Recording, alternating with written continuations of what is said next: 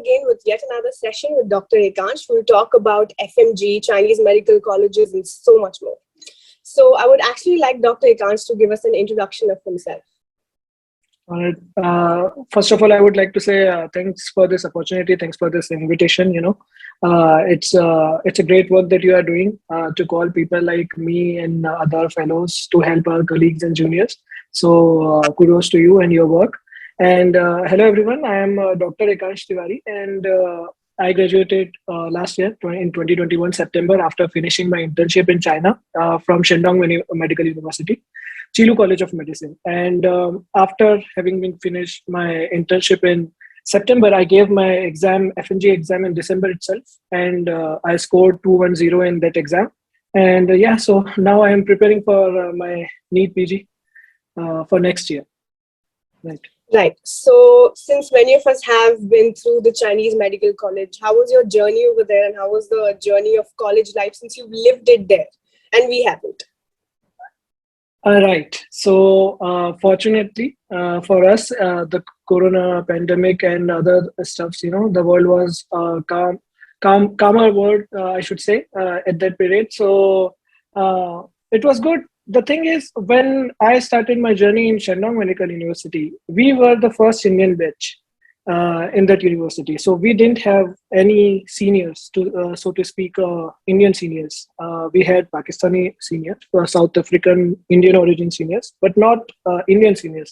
So we were quite, scared, afraid, because when you have seniors who are from same country, same place, they will tell you a lot of things that other seniors cannot tell you. And especially from the MCI FMG perspective, we didn't know anyone at that time who would have cleared it from our school, our college. So it was tricky at the beginning because we were on our own to say, because when I look at my juniors, we were there for them. We always took care of them. We made sure that they settle there pretty well, and everything goes on well for them. But for us, there were no such seniors. So me and one of my good friend Bhargav and other people, we actually took care of each other. So the starting was quite, I must say, I was a little bit scared, and I was regularly used to think that did I make right decision or not. So because honestly, here also I didn't travel that much before that. Now I'm so much used to traveling, but so it was a bit tricky as we started it. It's all the same, when you go to China, it's all the same except for the food, I should say, because I'm a pure vegetarian. That makes it a little bit more tricky. Even the non-vegetarians, I think some of my friends who were non-vegetarians, they used to have this problem there also, because their non-veg is completely different from what my friends eat. So the food is a problem for sure, and you need to cook food for yourself twice a day or something like that. So it's better that you have some partners, friends, classmates who are cooking with you. It becomes fun as well. So yeah, that was a problem. Other than that, language barrier for sure. You all know. All us FMG, we have faced this problem somewhere or at some point in our this abroad life, FMG life. So yes, that was a problem. But I must say, this all problems, even though at that time it looked pretty big, it was not so big. I must say, I should confess it now. When I look back at my journey, those things are one of the most beautiful things that I have experienced, the challenges, so those challenges made me who I am today. So I'm pretty much okay with everything and don't regret anything. So my journey was overall pretty well. And I hope that you guys and other guys who are still, at your home and trying to go back, you get the chance to go back to your college, because it's required, I must say. I hope I cannot, pray enough that you guys go back to your college to experience those challenges, not for the study sake. Study anyways, MBBS is a self-study, more sort of self-study thing, but for the challenges sake, for the life that you have to live there, to manage yourself and to figure out who you really are. That's important as an FMG. That is an opportunity that Indian medical graduates, or let's say the native graduates, they won't get that opportunity. So I really wish that you guys get to go back soon. Absolutely. Hope all these wishes and prayers really work Yeah, here now. surely. Also, you did write a graduation exam there, right? Before getting your Right. medical. Mm, So, how was that mm. graduation exam for you? My graduation exam were conducted at I guess in March 2021. So I was still in the internship period. That was I was doing my internship at the time because everything got delayed. Otherwise, what was supposed to happen was this: that first we would complete our internship, then graduation, then you can go back. But then they have to overlap things in between to manage, the dates. So it was quite tricky because we were expecting them to be a bit lenient as far as my university is concerned. We were expecting that okay, let me tell you that I and one more guy was there. We were the only two left in my batch in China. Everybody came back in 2019 December when coronavirus just had come and there were this winter vacation when you all guys came basically. So everybody came that time. So there was only two of us. So they kind of they what to say underestimated things for us. I meant to say our university, and they gave us a kind of paper which was totally like they gave us 2 hours, and it was online paper by the way, because that time it still coronavirus was there. So China have zero tolerance policy. So even though you are in China, they will make sure that you follow strict rules. So it was online, but it was tricky. The question paper were not at all what they say, online exams, they are easy. No, no, not at all. It was tricky. We had to think a lot for those kind of questions, especially surgery and medicine questions were pretty, what to say, standard questions that I faced in FMG as well. That while I prepared for NEET PG, I faced the same questions. It was kind of those question paper. So, but yeah, overall, we passed it, and somehow we managed our internship as well because the coronavirus was coming. These variants were coming in between, so it was a bit tricky situation at that time. But yeah, it all went well, and according to the dates, just 4 months delayed, I should say. Okay. So, when did you start thinking of preparing for FMG? Was it how many months or how many years was it prior to your graduation?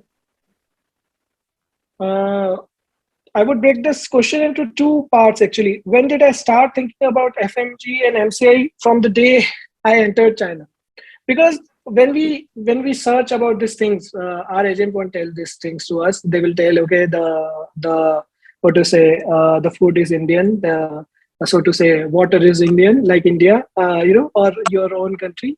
You have your own people there. Everything is same, but they won't tell about FMG, and that's what makes things difficult for us. When in 2015, my batch was 2015, so when I started searching about it, I gave drops for NEET preparation UG, 2 years drop after my 12th. So while I was searching for this thing, and when I looked into onto Google and searched about MCI, every time it was mentioned, the first few photos will be of people holding placards in front of MCI Delhi office that this exam is so discouraging. They demoralize us. They don't let us pass intentionally. They make paper like this and all. So this kind of photos, images I saw the first few I can remember. So there was a what to say confusion. I must say I was scared of this thing FMG. I didn't know what kind of questions. How do we prepare? 19 subjects, China, Russia, whatever they won't teach us according to Indian medical system. Obviously, howsoever we try to console us, and people in India, they will study according to books, but there they will have PPTs. Although those PPTs will have important knowledge, but concise, and we need to have an elaborate knowledge of all the subjects. We need to go in detail thoroughly in order to pass any exam. So I was a little bit afraid, but I could not start, and none of us, I think, can start preparation until last, maybe let's say until only after third year, because food and everything and classes from 9 to 7, and after that you need to cook also. So I think it's not consistent, and when something is not consistent, it won't be fruitful for you. So even though you take FMG solution, that kind of book used to come at that time. Now it's Prep Leader and Mero have taken over. But that time FMG solution by Dr. Deepak Marwa sir was a quite famous book for FMG.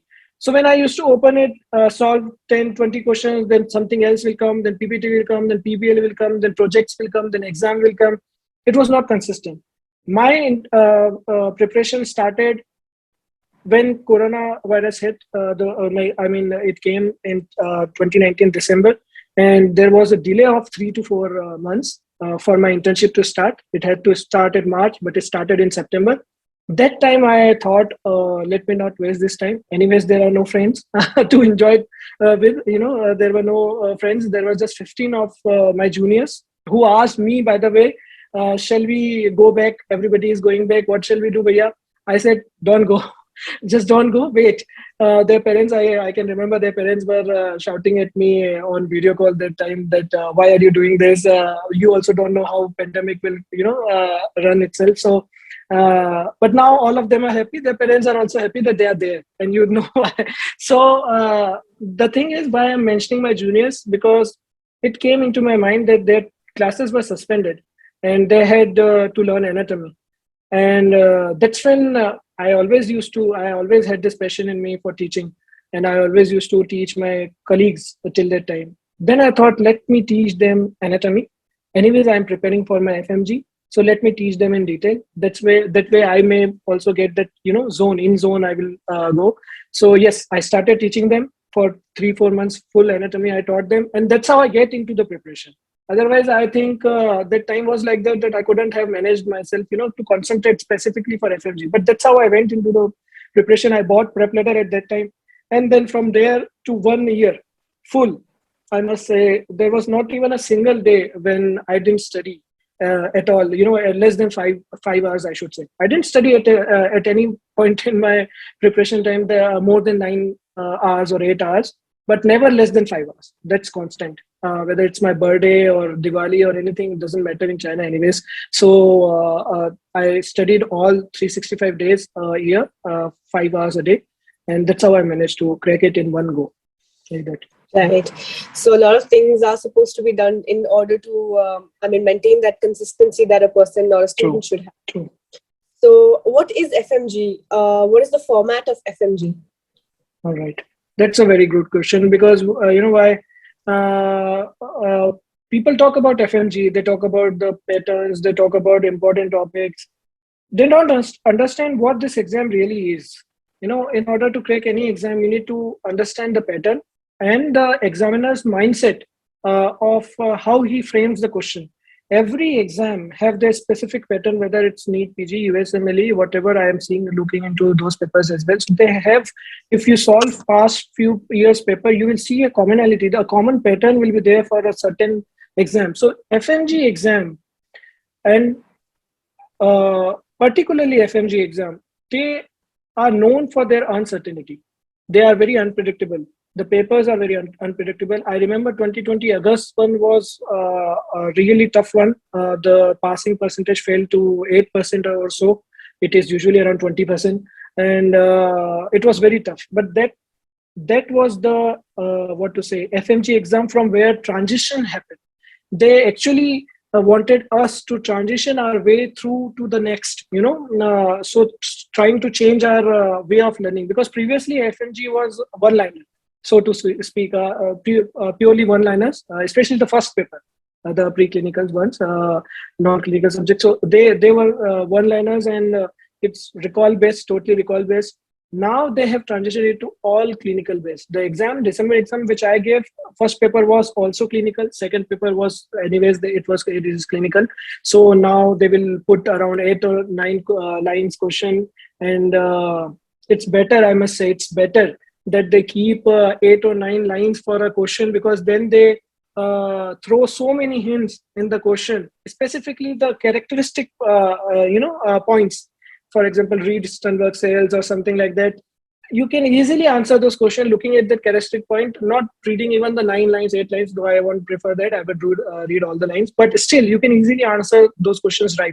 But people make this mistake because it becomes lengthy.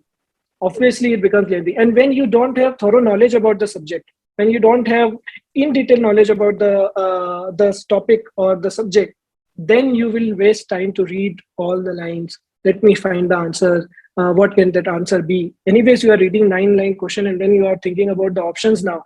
It will waste your time. You will leave those questions which you anyways could have done. Right, correct. So this is now the FMGEs. Right now, it's all clinical based, very less recall based questions. So you don't need to worry about passing. Passing is extremely easy, I must tell you. There should be no doubt about it.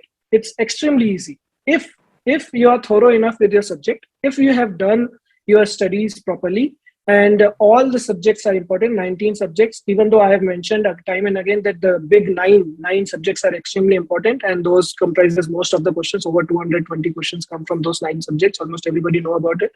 So yeah, it's extremely easy. It's extremely doable. No matter what uncertainty, my paper, December FMG paper was also uncertain. First paper came quite a bit tricky, and June one was very easy. But doesn't matter. I scored 210 in my first go. So it's all good. As long as you are studying, you will clear it in one go for sure. Right. So when can a student give FMG exam? Is it after 5th year or is it before 5th year? Can we give multiple tries before 5th year? You can only give FMG, as far as I know, after your completion of MBBS course, before internship, but after the completion of your final semester.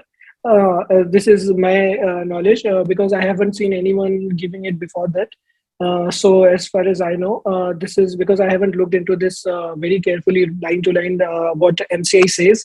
But for sure, after final semester, because then only the university will provide you provisional degree, and provisional degree is required to fill the application of FMG exam. FMG. So provisional degree you can only get after finishing your final semester, and that's how the rule goes like this. But obviously, you can do it before your internship, and then you can choose to do internship in India. Which, anyways, I think now the rules are changing. I think it will be compulsory in India as well. But as far as I am concerned, I have done my internship in China, and it's accepted in my medical council, my state medical council right now. So I need not to do any more internship in India. So right now that rule is not implemented right now in the state medical councils. Maybe later on, but not now. Right. So what was your strategy to finish a subject and then do questions, or finish all the 19 subjects and then do a booklet of questions for FMG? So what was that strategy that you used? Right. So it's going to be a very unpopular opinion, I should say, but my strategy was, I have decided that I will be extremely thorough with the theory part. I would do everything in detail. As I told you, I used to teach my juniors. So when you teach people something, you need to go in detail of the topic. No matter if you are teaching that part or not to them, but you need to understand those parts which even you won't teach them, in order to understand whole topic in your mind, in order to be analytical, in order to apply it if any kind of question comes. So my main priority was not questions. See, questions is always an assessment of our knowledge, but never, and we can use it, of course, to learn also. But you can never solely depend upon question banks to improve your knowledge. That's not, in my opinion, that's not good, because understand the topic, you thoroughly in detail you learn certain topic, then any kind of question, if howsoever they twist and turns they make, you will be able to solve it, because your theory part is clear. So my main motto was, be very much thorough with the theory, do it pretty well, do all the main videos since I bought prep letter, do all the main videos of all the subject, no repetition, nothing till now. All right, so all main videos of all subjects, psychiatry to anatomy to psychiatry. So this all is important. Do it in detail, be familiar with all the topics, their details, and learn it in a way that, because let me tell you, prep letter question banks, to be honest, are quite easy in a way that those kind of questions are less likely to be seen in FMG. I haven't seen it. I have solved Q banks, so I haven't seen much of a repetition. Maybe topics are same, almost every topic is important, so some topic may repeat, but not the questions. Marrow question banks are so much tough, they won't repeat in FMG. So as far as FMG is concerned, you can't solely rely on any question based, so to speak. Whether prep leader, whether Mero, whether FMG solutions, all are basic questions. They will keep on repeating the same important topics. Go for the main videos. Be consistent in learning all the details of all the subjects. And I'm sure whenever you start now solving questions, they all will become a cakewalk for you because the theory part is good. So don't jump onto questions. People say I watch in a video in the morning and then I solve question in the evening. But nowadays questions are integrated. The topic that you are learning in the morning not will not cover the whole part of the question that you are doing in the evening. So you will think you haven't done your studies properly, but that's not so. When you will complete the whole of the subject, the complete subject, and you will fully understand all the topics of it, then you start solving questions. Suddenly it becomes so easy because the questions are integrated. So first learn in an integrated way. First learn theory part correctly, and then go for questions. Then it will be fruitful for you. That's what my strategy will be. Right, absolutely. So I would actually want to know, what did you do a month or two prior to your exam date, your FMG exam date? All right. So to make it clear, I started my studies from December 2020. All right. December 2020, right? So yeah, I started it around December 2020. Then my internship began. First 3 months I taught them, so I could not study that much. But yes, after March, like till next my FMG, I was very much thorough with my all the main videos. So first I tried to finish videos in 6 to 7 months, all videos. Then what I did was, for me, I knew, even though it seems boring, it is extremely boring to say, but revision is the main key rather than GTs. That's why I'm coming to this point. We go for GTs to assess ourselves. Yes, GTs are important, no doubt about that. But revision, you need to set priorities, right? First is 19 subjects, all knowledge. Then your priority should be revision. Then your priority should be your assessment, question banks. Then your priority should be competition with others and see where you lack. So you need to understand that every study, everything, when you prepare for an exam, you should follow a proper plan. A proper strategy should be followed. So my strategy was this. Then I went for revision, rapid revisions. I went for some main videos. I went for whatsoever. So I revised them. So at least 2 times I revised back to back rapid revisions. Because I knew unless and until it becomes second nature of us to recall things, recall the subjects, topics, it won't be easy to pass any exam. So I revised twice, and then as I said, I finished my internship in September. I booked a ticket around October, and then it got cancelled due to Corona. Then I booked again for November. So 12th November, I came here in India, and 12th December was the FMG. So 1 month was there, and I was alone. I traveled alone, so I had to change. I think 5 flights, so it was continuous around 48 hours of flight. So before that, also you need to have a lot of documents with you. Today Corona, so what to say, RT-PCR report in 72 hours, English and all. So 3 weeks I wasted, even though I was studying. But 3 weeks I wasted around that time when I was to come here. So it's around 1 month or so. It's kind of that 4 weeks is 1 month. But before I came here, I already had revised my rapid revisions at least 3 times, and all my main videos at least once, and all my Q banks after rapid revision at least once. So this all I had already completed because I know I won't get time after that. So when I came here to answer your question finally, to give since I given you the context of it, when I came here, I already knew I have done everything. So there was a sense of confidence, because when suddenly so much things are going on, there's so much turbulence around you. You come here, you settle here. Now you have to understand, you left everything apart, your second home, 6 years, 2 months to say I lived there. And I only came back to India only twice in this 6 years. So after every 2 years, I used to come here. So after 2 years first, then 2 years, then after graduation. So the time was very turbulent, but since I had completed everything, that's why I'm telling you, value your time in such a way that in the last month you need to be so much prepared that even if you don't do anything, you will get through the exam. You should be that much prepared. Don't plan till the last month of the exam, last day of the exam. Plan at least make the deadline, shift the deadline 1 month prior. If the exam is on 12th of December, shift your deadline to 12th of November. You should be completed with everything till 12th of November. So I did that. And then finally, when I came here, I simply revised again and again, rapid revisions. I did past papers. It's absolutely important to say, like I cannot emphasize it enough, that past papers are so important for FMG, not just FMG past paper, NEET PG past papers, because the topics are almost same. Even though I have, about I kept some posts in my Instagram also about the topics that keeps on repeating. The same topic is repeating even though the exam is uncertain. So do past papers in the last 10 to 20 days, do all past papers, 4 to 5 years at least, and then NEET PG past papers, and you are through with the exam. Don't worry about exam anymore. Then. Okay, great. So is it true that while preparing for FMG, or let's say for that, while preparing for NEET PG, you can't have time for yourself? You have to continuously sit straight down 12 hours and study and study. Is that true? No, not at all. See, this was the dilemma that almost caught me also.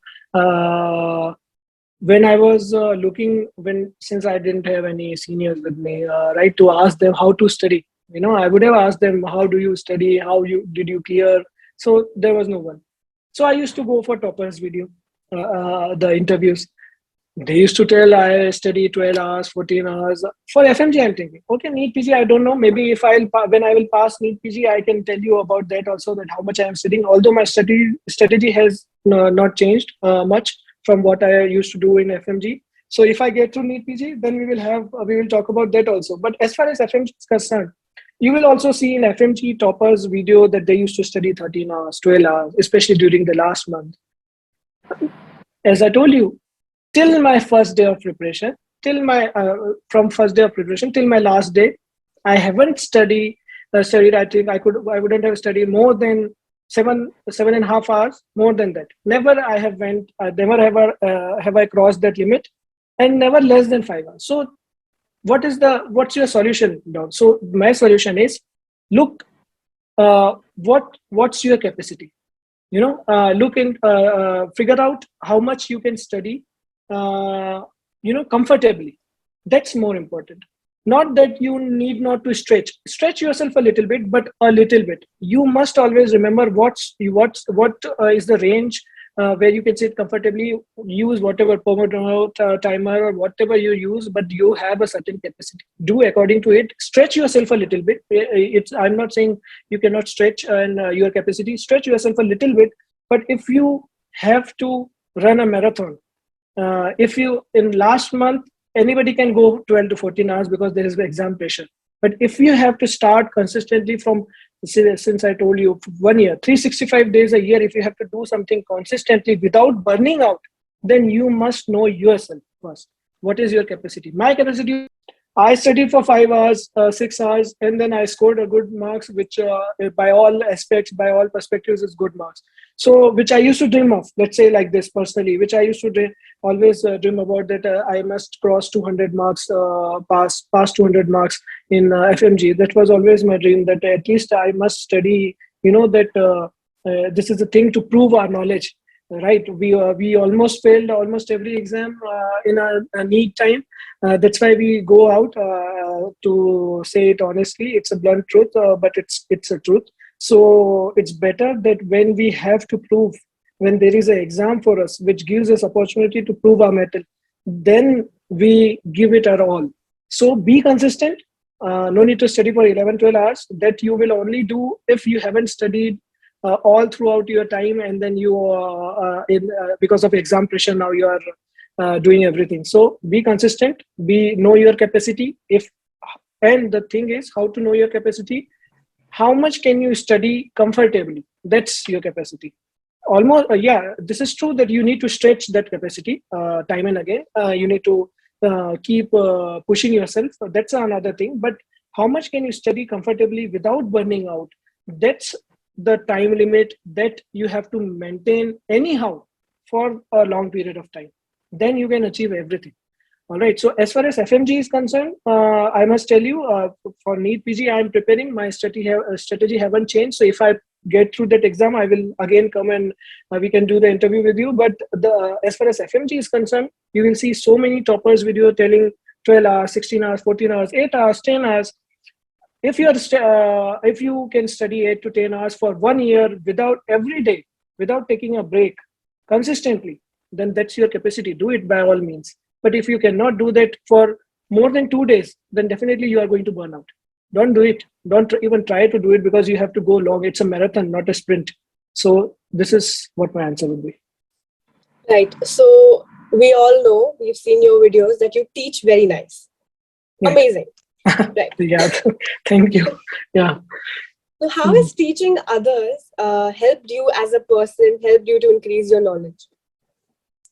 Yes. So teaching per se, I feel, is a combination of various factors. I guess teaching is not an ordinary skill. In my, like, it's a very high reputed job, and I adore all teachers, and I they are like for God, as God like for us, God like figures for us. But the thing is, with teaching, if I have to say what's in there for me as a student, then there is a lot. Because when you teach someone, you will never forget those things. Most of the things you will never forget. When I taught my students, my juniors, anatomy, I can never forget it to this day without even revising in between. Of course, I would have revised it, because I always make sure that I revise it, and if I don't want to make any errors while teaching anyone, so I revise it. But even when I revise it, I know all the things which I have studied, which I have taught them. So it becomes your second nature. That's how teaching is now. There may be some scientific factors onto why it occurs, but that's the thing. When you learn something and when you teach it to others, without looking into so many things, materials, when you constantly teach them, when you make when you immerse into teaching, definitely you will never forget those things. So it's always a good practice to, if even if you are not a good eloquent speaker or something like that, do this kind of exercise with your study buddy. Teach them, they will teach you. This kind of exercise should be done regularly. And as far as teaching is concerned, it's my passion. It has always been my passion. So maybe this is what I should answer to it, because I was always an eloquent speaker. I mean, in my school also, I used to take part in various debate competitions. I went to national level debate competition as well. So there was always this thing in me to go on stage, to prepare, perform. This is my passion, to speak. I'm not just bragging about it. This is my passion. So when I teach now, that passion of speaking becomes something big. When you teach some things to somebody which they thought is very difficult to understand, and when you make them understand it in a very easy way, in an interactive way, in a interesting way, the satisfaction is on a different level. So for me, as a student, I must say everybody should teach. It's a good exercise. Just sit with your friends, sit to your brother, teach them. But for me, it's a passion which I respect a lot. So I always try to work a lot, hard to understand a topic, to look for different books, different references, to understand it in a such a way that when I make others understand it, they will never forget it in their life. Of course, they need to revise it. So this is what I think about teaching. Okay, so I'm very curious about the fact that what did you do one day prior to your exam date? This is now again a controversial thing, to say, because I am a firm believer that you must never sacrifice your sleep. Sleep is like, it's directly proportional to the level of your performance. I must say, this night owl, night owl is also fine. Early bird is also fine. People can function. Many people function, better at night. Go for it. This is nothing that sleep should always be at night. I don't really believe into that. You should sleep 7 to 8 hours. That's the point. Now take and the two at one go, not in breaks. That's the point. So if you studying at 9, study at night, but then have your 7 to 8 hours of sleep after that, or along with that, after or before. And even if you are getting up early, at least you should have 7 to 8 hours. So that's that. Me personally, I have a lot of problems with sleep. Whenever I am into doing some task, any task, whether it's teaching per se, if next day is any class or something, if any occasion is there where I am performing something, when my tests were there in all the 6 years of my MBBS program, I could not sleep. I was always into this mode of doing everything that I can till my last, minute just before exam.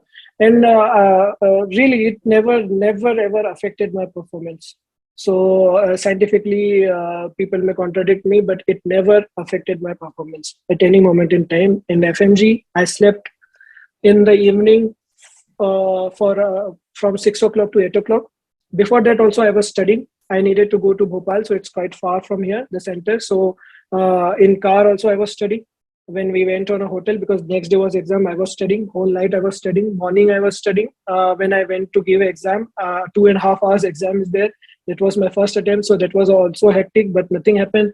After that, break is there. That time also I was studying. Then another exam was there, the afternoon session. After that, I relaxed. After that, I would sleep like 24 to 48 hours. So this is my thing. Don't try it at home, I should say, like this. But if I have to say it honestly, without worrying about what people will think of my opinion, do whatever you want to do. Do whatever you feel like doing, because this is your dream. This is your dream. This is your time to perform. Results will matter. Society will see your result. So give it your all. Don't sleep. Sleep, no sleep, doesn't matter. As long as your result is something that you can be proud of. So don't worry if you're neglecting sleep or something like that for your dreams. Don't worry about that. Just chase your dreams, and when you will conquer it, nothing will matter. Now I don't regret not sleeping before FMG. So it depends on individual, but this is my point. So my personal suggestion. Right. So now I also want to know about the pattern of FMG. Like you've already said so much about how the paper is and all, but what is the pattern? Like I go into the hall, I sit for 2.5 hours, and then there's a break, and then again an exam. Or how is it? So pattern is 2.5 hours exam is there, and 150 questions first session, 150 questions second session, total of 300 questions. Second session is clinical session. First session will have your all preclinical subjects plus PSM also.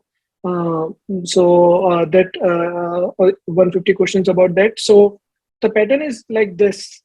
Whenever you prepare for FMG, prepare it in a this manner only. Whenever you solve questions, whenever you solve GTs, whenever you solve mock tests, solve it in this way only. Preclinical 150 questions in the afternoon, morning time, and then clinical questions 150 questions in the afternoon time, because that practice is very important. I did that, and I didn't know if it will affect or not. I at that time, but it definitely had a big impact on the way I performed, because I was totally active at that time. And the pattern is like this only. Anatomy and physiology previously had, I must say, they had more weightage. Now it is reduced around 6 or 7 questions hardly, and the two you can easily solve it. The bicep reflex and this kind of supinator, prime supinator. So those kind of questions came this time, and even from the past few times. Physiology also 7 8 questions. Pharma is extremely important. Microbiology is extremely important. Biochemistry almost same. 13 questions used to come before, and now also 13 to 15. But pharma, micro, they have been increased their weightage. PSM always was a 37 40 questions subject. So 37 to 40 questions is a lot, but the information in PSM is a lot. So focus more on high yield but less time consuming subjects. Pharma, microbiology, that is important for your day-to-day life also as a doctor. So that, and then your pathology, and then PSM. Do this 4 thoroughly. So this is my thing. Second, the exam, medicine, surgery, obs gynae, ENT, and ophthalmology. Now they have increased their weightage, these two subjects weightage a lot from I think last 4 years. they are immensely important. ENT and ophthalmology, then obs gynae, surgery, medicine. So do these subjects, all clinical. So better for you if you do it thoroughly. If you can't remember line to line what you have studied, good. You will be able to solve all the questions because you have understood the topic. Now you can easily solve it.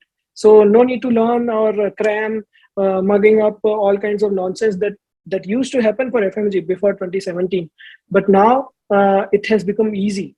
Even though paper is a little bit lengthy, it has to be, but it has become easy because now even if you study nicely, even if you don't remember word to word, you can easily solve all the answers correctly. So this is the Right. So also apart from being a doctor, being a speaker, you're a teacher in ACE Med, EduVilla. So yeah, how has it right. been going on for you right now? Which, well, by the way, you are executive head of that. So good that you brought up this topic. The thing is, estimate me, Kishan, Yashan, we figured out that there's nothing, so to speak, where students, the fresh, who have just given exams and who have lived the life of which their juniors are now living, which their colleagues are now facing, uh, they should come forward, and their juniors should come forward because this is the time when we can help, when we are relatable to others, when somebody you can find that thing relatable. So that's why hence the estimate. Now the EduVilla part, because teaching, as I said, is my passion, and teaching is a very noble profession. And I must say,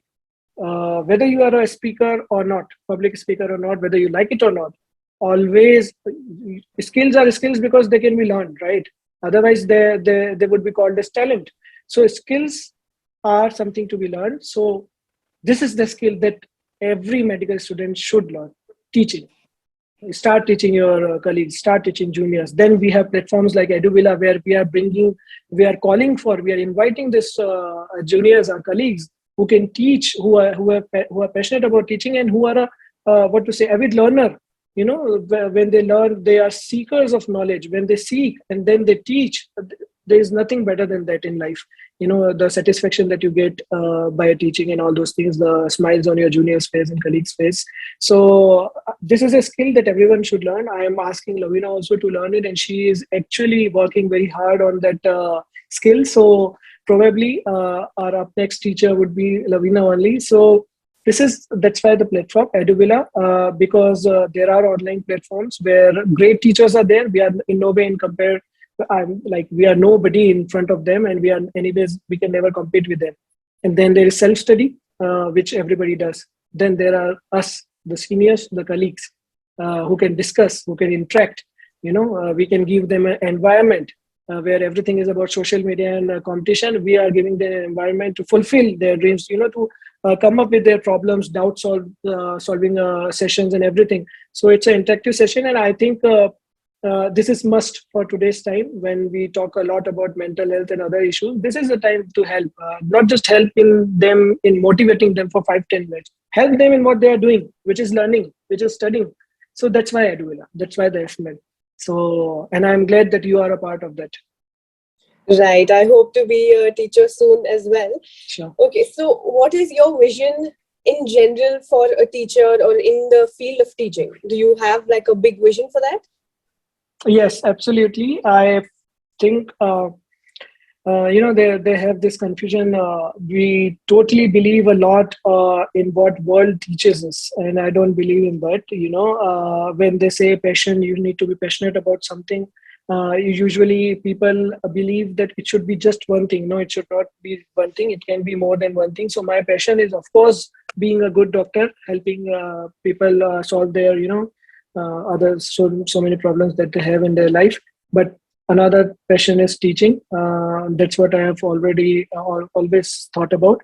So my plan is to take EduVilla forward first, to make it useful for our colleagues. It's not like, really, it's not a business for me, to speak honestly. It's not a business for me.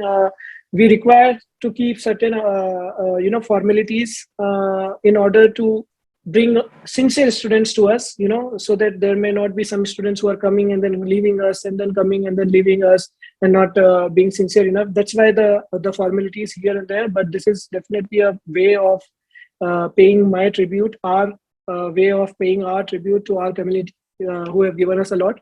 So definitely taking Eduvilla forward, and I will be looking forward for various opportunities in teaching. I have already got few, but I'm looking for more, and not to make it monetary thing is the last when it comes to teaching for me personally. There is we can become doctor and we can talk about those things later on. But for me, teaching, it's always that I will do till the maybe hopefully the last day of my life. So this is what I believe in. Right. So, do you have any plans further after NEET PG? Like, in what specialization you want to go, or have you thought about that, or are you just going with the flow? Yeah, I have given a lot of thought to it because people around me are giving a lot of thought to it. But personally, so to speak, I'm okay with anything because my philosophy for of my living the way I live is whatever you do, if you give it your all, it will turn out to be something very good. Something that you can be proud of, and it will give you everything that you require. That you always dreamt of, whatever it is, whichever field it is. Even though I have my inclinations towards surgery, dermatology, internal medicine, there are various, but not to say anything one to say. And it's not because I know in NEET PG you must get ranks to get those field. It's not because of that. It's always that whatever you do, give it your all with 100% commitment and devotion. It will turn out to be something good. And I am interested in this field, say to speak, rather than a particular department. So I am happy with whatever I get, even though I will try to do my best to get a rank in the field that I want the most, or which I am inclined to most. So that would be, I guess, surgery or internal medicine to some extent. Right. So So let's to speak. conclude Yeah. this meeting, and a few words for our audience who are probably planning to give FMG or planning to give NEET PG, or just in the thought or in the process of this beautiful journey of hard working. Yes. So the thing is, this is what I live by every day. It's tough. The journey is tough. Accept the truth. It is going to be tough. It's not easy, even when you are the first doctor in your family and other stuffs. And majority of us belongs to the middle class. So there are a lot of responsibility on us. Always remind yourself of the responsibilities that you have. Never run away from them, and always remind yourself of the dreams that you have. Never,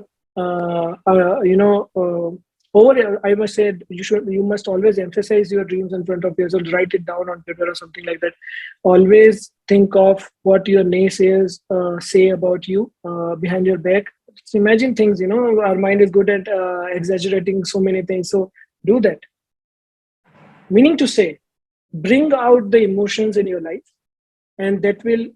I'm not saying about emotional intelligence that we react impulsively. That's not what I'm talking about. Whatever you do, bring out emotions in your life, and so to speak, that's what they call it, doing everything by from your heart. So do it, and whatever exam it is, it's not the end of your life. So your life is more important than anything. We all of us get only one life. We don't even know if we have 69 years, 70 years, given what's happening in the world. So try to enjoy your life first, then think about solving exams, about properly clearing exams, and proving it to others. First, prove to yourself that you worth given this life, by God. It was worth it that God gave you this life. So live a life that you will never regret about.